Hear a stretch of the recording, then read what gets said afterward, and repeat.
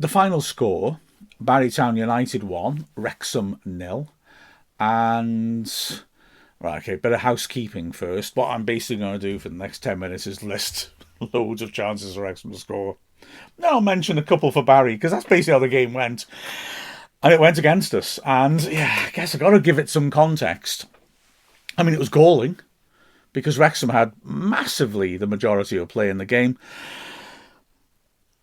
Didn't turn that domination into enough chances, but certainly made a lot of chances and should have scored. And then the game turns in the final 15 minutes of a red card and then a goal.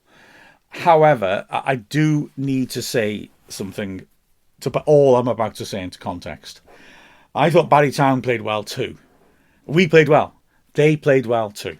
And I think that's an important thing to point out, because the fact of the matter is that they had a specific way of playing, they had a game plan, and they carried it out to absolute perfection. They are on superb form. They kept a clean sheet at Swansea a couple of weeks ago, and after a horrible opening day beating, they have really hit form. And so, yeah, I think they deserve a lot of credit for their game plan. I'm going to use phrases like park the bus, but I'm not using it in its pejorative sense. I'm not really trying to criticise them for it. They had a very clear game plan. It was a fascinating game tactically, and ultimately they pulled off what they wanted to do. We failed to do what we wanted to do because we didn't make the most of, well, best performance of the season, perhaps. Okay, if you're going to put it in the context of the opposition, very good. Not that you'd necessarily realise it from yesterday's results. So our performances against them in defeat were very good.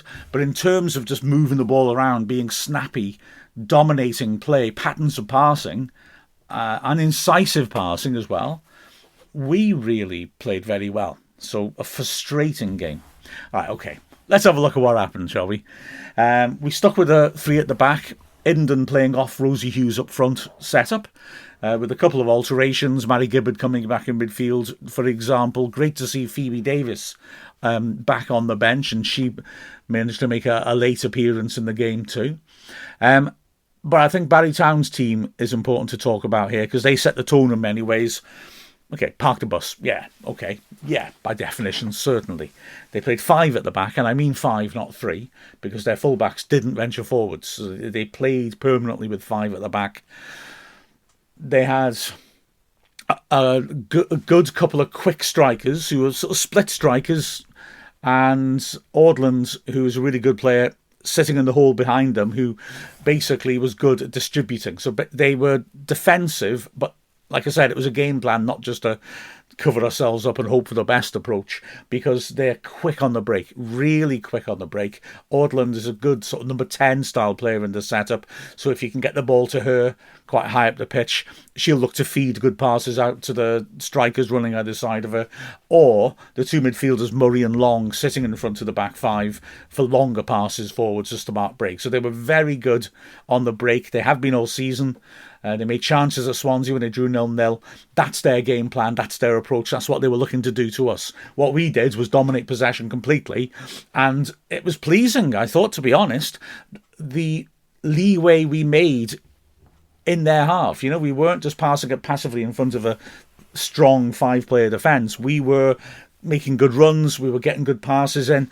I think it helps that we have three central defenders in Clark, Allen and Lily Jones, who are all comfortable with the ball at their feet, and they can all make those passes out from the back. It's all changed a lot from the Britain Ferry game, where we just couldn't get the ball out from the back. And of course with Fuller in midfield drifting around to link up with them as well, you know, our passing through the thirds was snappy, it was good, and we caused problems. In the first half especially, really almost exclusively down the left. Lightfoot was constantly involved, but a lot of crosses in, and a lot of good ones as well. First chance that we made, 13th minute, it was Lightfoot breaking down the left, whipping a horrible ball into the box. The goalkeeper Arneson, who would be a key player in this, got down and could only palm it back into the goalmouth. Hughes was scrambling and battling to try and bring the ball under control in order to get a shot off. Couldn't in the end, but the ball came to Lightfoot about 10 yards out, and she pulled her shot quite badly, and it went wide. Then, again, Wrexham on the attack. This time, a ball down the left-hand side. to Lightfoot again. She ripped in another nasty ball in. Jenkins under the bar, who defended her 6-yard box superbly. All three centre-backs were excellent for Barry. Did well to hook it away for a corner. Lily Jones, whose corners caused constant problems, swept it in under the bar. We were crowding the keeper and dropping the ball on her. Arneson got a fist to it, but it only dropped at the far post. And it looked like Allen was going to run onto it and smash it into the net. Jenkins again doing brilliantly to lunge in and prod the ball behind for another corner. It was constant pressure. We were pushing on well. Gibbons was really energetic in midfield, trying to push up and down. We need another chance with a neat passing move. Lily Jones feeding Gibbard, who quickly helped her on to the left-hand side. Lightfoot this time tried a right-footed cross, cut onto her right, swept the ball in, and Cairns charging into it was unmarked at the far post, and it looked to me more like she missed her header than couldn't reach it. She just mistimed it. It was a free header about 6-7 yards out. Again, another decent opportunity. Craven in goal for Wrexham was, in this stage of the match, a spectator, but her distribution's good and she did really well. She caught a free kick, delivered a long ball forwards, which carried through to Rosie Hughes. She was taking on the last defender, Jenkins again. Jenkins did superbly to stick with her. Hughes is faster than Jenkins, but Jenkins really dug deep to stick with her. Hughes eventually was able to pull it back for Cara Jones, 6 yards out, but it came a little bit behind her, and she tried to hit it on the turn, didn't get much power on it, chance was gone. Then Lily Jones again bursting brilliantly out from her own half, beating two players, then playing a fabulous pass. Abby Iddenden one-on-one with the keeper Arneson. Arneson made an excellent decision. She attacked the ball. Iddenden got there first, but Arneson arrived soon enough to be able to tackle Iddenden as she tried to walk round her and tap it into an empty net. And then again Iddenden, this time latching onto a nice lofted ball into the right channel, running into the box. Defender stuck to her shoulder well. Iddenden had a pop from about 15 yards, couldn't keep it down. It's constant pressure from Wrexham. And the half ended with another moment, the first of three crazy scrambles in the penalty area from Lily Jones' corner. She swept it in. A massive scramble, 3 shots are blocked. Firstly, Cairns hits it from 15 yards or so out, it's blocked. Then Clark hits one from a similar range, it's blocked. It falls to Iddenden, who just for a fraction moment from a tightish angle on the right side of the box has a sight of goal. She strikes it well, an excellent block, puts it behind for the corner. So goalless at half-time. The results are now coming in. Cardiff are losing 2-0 at home to Britain Ferry. Swansea are losing at home to TNS. And you think, right, okay, we keep playing like this, we get a goal, we get the win, and we are right up there suddenly in the league table. But we got an immediate warning in the first minute of the second half that things are going to be a little bit different. Barry were looking to break on us. They weren't really achieving it. The back three were very good at covering the breaks, and they weren't really making any chances. But they should have gone ahead in the first minute of the second half. Ortland sweeping a great ball to the far post. Now, Gibbard had done really well to track the run of Turner at the far post. But just as she turned to look over her shoulder to see exactly where Turner was, Ortland put in a great cross, and it went past Gibbard. Turner looked certain to score, 6 yards out, nailed the shot. Unbelievable save by Lizzie Craven. Unbelievable save. I mean, honestly, the way she covered the ground and got across and saved her, magnificent. It really was. And so she saved us with really the first threat on her goal. We get back on top of the game. And around the hour mark, Brooke Cairns has an absolute purple patch in which she's outstanding and just runs the middle of the pitch. Starts off with her feeding a ball in for Cara Jones, which it's classic Cara Jones goal-scoring territory, running from it out to in, getting into the channel. Cairns picks her up beautifully, and she's got a chance to take the keeper on from 15 or so yards out before the defenders get across to block the route to goal, but she hit across it a bit, sliced it into the side netting. Then it's Cairns again, good work in midfield, squaring it on to Gibbard. She helped it on really nicely to Lightfoot, but she pulls her finish. She's in the box, left of centre, but pulls it and it goes wide. And then Cairns again with a brilliant effort. The ball comes in. It was a superb take. And firstly, she's under a lot of pressure, takes it on the chest, spins on the ball as it drops, and then carries it forwards, and from a good 30 yards tries a a lob over the keeper. Brilliant effort, just too much on it, and it clears the bar. Soon after that, Wrexham again, piling on the pressure. Lily Jones getting down the right-hand side, ripping in a good cross, which is desperately cleared. Comes back to Jones, who pulls another one in, and Lightfoot brings it down inside the box, left of centre, cutting in, tries to put it inside the far post. A slight little slice on it, though, just takes it off target. Then it's Cara Jones breaking down the right-hand side, floating a wonderful cross in. Gibbard sprinting in at full pelt, lunges in unmarked in the 6-yard box, inches from making it. There seems to be an awful lot of those little black beads on the pitch. It's a 5G pitch, 4G pitch, whatever G it is. And it came up like a fountain as she lunged in to try and get there. Wrexham keep possession, push back in again, get the corner. And from the corner, another ludicrous scramble. Lily Jones ripping the ball into the goal mouth. And this one really is crazy. I mean, we have so many bites of the cherry. The 6-yard box is so packed. I always feel that you're not going to get a goal from a goal mouth scramble because there's so many bodies in there. But this one felt like the goal had to come. Allen hits a shot which is blocked on the line. It comes back out. Lightfoot hits a shot that goes through a crowd. Keeper's got no chance. Takes a double deflection right in front of the keeper. And it sits in there. And for a moment, it looks like Fuller is going to just get there and tap it into an empty net. Arneson recovering really well, lunges and manages to smother it. We make changes, which is understandable, but I just think we had to try something. So Ava Suckley comes on to replace Abby Iddenden. And Erin Lovett comes on to replace Mary Gibbard. And unfortunately for Lovett, 50 seconds after she's come onto the pitch, she's sent off. Now, this is a cruel one, really. She's, like I said, not getting into the game. It's her first involvement in the game. A ball knocked over the top. At half-time, they brought on Kira Hughes, who was very quick. And she's threatening to run in on goal, get past Lovett. Lovett does actually get there first, but it's a horrible ball to try and control, dropping over her head. She gets a touch on it. Hughes nicks it from her. Lovett tries to foul her immediately.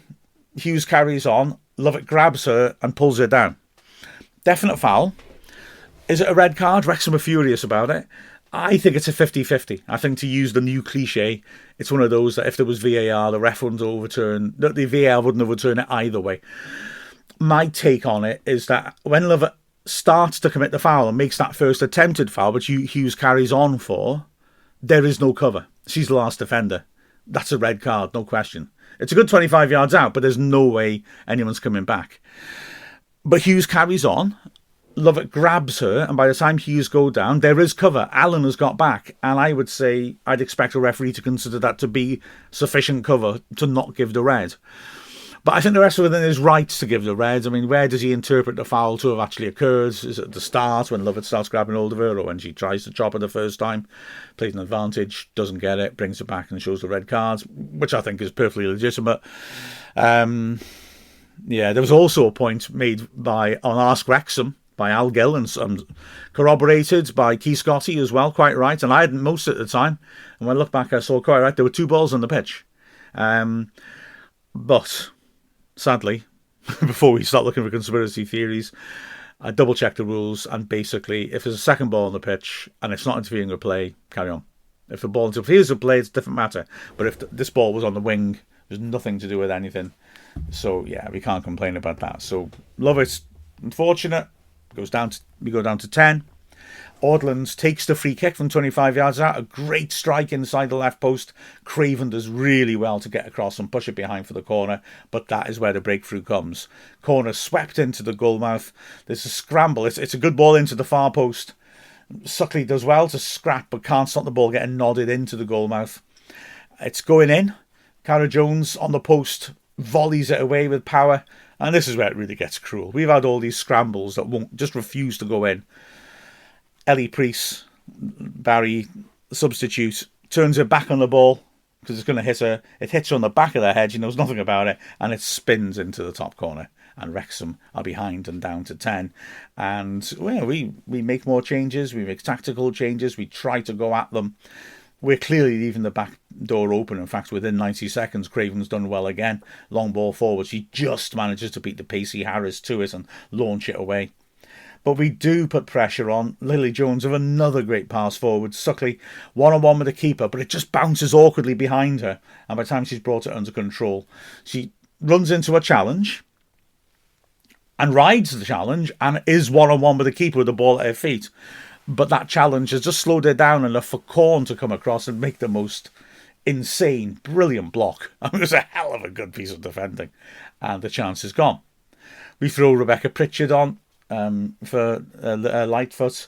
We throw Phoebe Davis on for Clark. It's great to see her back on the pitch, and she's really trying to push up and use her good passing range well. Pritchard didn't get as much service as maybe she should have done. She took up some nice positions. There was another chance for Ortland on a free kick, which this time from a similar range he drove just wide. And then, the very last action. The referee shows 5 minutes, but there's a scramble on the edge of the Barry box. The ref misses a foul on a Wrexham player. But I kind of understand that because it was a crowd in the D. They were hacking away. And whether we could see everything clearly, but when you look back at it, it's clearly like an ankle. It's a studs up ankle, through the ankle, challenge a yellow card tackle in the D. Free kick's not given, but the Wrexham player who was fouled, I think it was Fuller, if I remember correctly, falls and lands on the Barry player who fouled her and hits her head. So the game has to be stopped while there's treatment. And it's a drop ball. Now, of course, you can't have a contested drop ball anymore, can you? Fuller was on it at first, but then Rosie Hughes, I think, points her out and says, well, they can't contest it, so once it drops, I'll hit it on the half volley. Wow, imagine a last kick of the game equaliser off a drop ball. That would have been something else. Barry, interestingly, made a 2-player wall because they can't contest it. So rather than get in trouble for trying to rush the drop ball, they make a 2-player wall, and Hughes pulls it, sadly, trying to go the other side of the wall, and it goes wide, and that's the end of that. And what can you say? I mean, this is troubling. We've only got 3 points out of 4 games. The top 4 is looking a long way off at the moment. No point in pretending that. We've had a decent amount of our tough games, to be fair. We haven't had any straightforward home games yet. But we don't want to be where we are at, and this run of results is a disappointment. We need to try and pull away from it quickly. And yeah, ironically, super performance by the whole team. Just running through those performances, Craven was outstanding. Good in the air. Took one very nasty free kick over her head in the first half. And a couple of saves. That save from Turner, top draw, brilliant.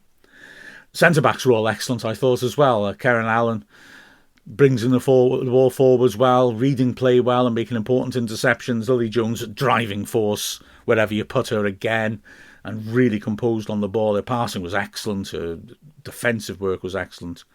And Nat Clark as well, good solid game on the right-sided centre-back, and brought the ball out and played some snappy passes. The wing-backs, Cara Jones was lively. It's good to see her get a bit more of that snap into her game. And, she threatened, she linked up well. On the left, Lightfoot had one of those unusual sorts of games where she was involved all the time and she put a lot of good crosses in. She had chances to score. Her finishing wasn't on, sadly. I think I understood why we switched it around a little bit, just to see what else we could do, even though Lightfoot was very involved and did some very good things. In the middle of the pitch, I thought Cairns did really well. Like I said, there was a spell where she was really in control of it, which ended, actually, because when she got battered off the ball, the player followed through it after the ball had gone, and that seemed to have a real effect on her. Alongside her, Gibbard did really well, I thought. I mean, we brought her off as we were trying other things, but she worked ever so hard. She did a lot of hard work defensively, and her passing was decent, and she got into some good positions inside the penalty area. Liv Fuller playing between the two really was impressive. You know, I'm a big fan of Liv Fuller. If you listen to these, you know that. But she was maybe her best midfield performance for us in terms of the way she was moving the ball, recirculating it, quickly changing the angles of attack and taking up these little smart positions where she's able to intercept. I like Fuller a lot. She's a good player. Indum was very good as well, playing off Hughes again. She's got a good first touch. She can turn. She's very aware of what's around her. She had a couple of half chances as well, but couldn't hit the target. That was a shame. And again, Hughes, well, you know you're going to get 100% effort from Hughes. So many battles in the box. But she does seem to be coming up against some very gritty defences at the moment, which is unfortunate.